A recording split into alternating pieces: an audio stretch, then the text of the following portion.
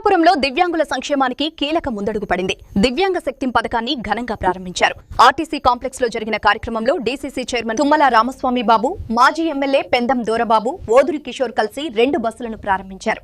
ఈ సందర్భంగా DCCB chairman మాట్లాడుతూ దివ్యాంగుల సంక్షేమానికి కూటమి ప్రభుత్వం కట్టుబడి ఉందని, అంతర్జాతీయ దివ్యాంగుల దినోత్సవం సందర్భంగా ఇచ్చిన హామీని నిలబెట్టుకుంటూ ఈ పథకాన్ని అమలు చేసినట్లు తెలిపారు.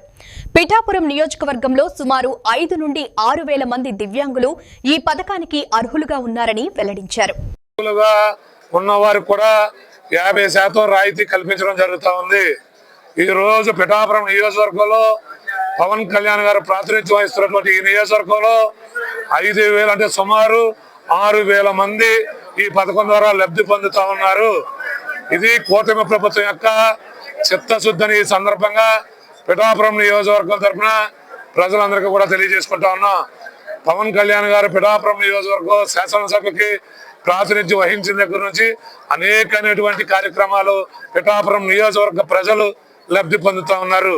దాంట్లో భాగంగానే ఈరోజు దివ్యాంగ శక్తి పథకం ద్వారా 2 ఉచిత బస్సులు ఏర్పాటు చేయడమే కాకుండా జిల్లాలో 155 ఉచిత బస్సుల్లో వీరందరికీ కూడా ప్రయాణం చేయడానికి ప్రభుత్వం వీలు కల్పించింది. ఈరోజు పవన్ కళ్యాణ్ గారి ఆదేశాల మేరకు కేవలం ఉచిత బస్సే కాకుండా వీరందరికీ కూడా ఉచితంగా పిఠాపురం నియోజకవర్గంలో భోజనం సౌకర్యం కూడా కల్పించి ఈరోజు వారి దగ్గరుండి ఒక సోదరుల దివ్యాంగులందరినీ చూసుకుని పంపించడం జరుగుతుందని ఈ సందర్భంగా తెలియజేసుకుని సెలవు తీసుకుంటాం.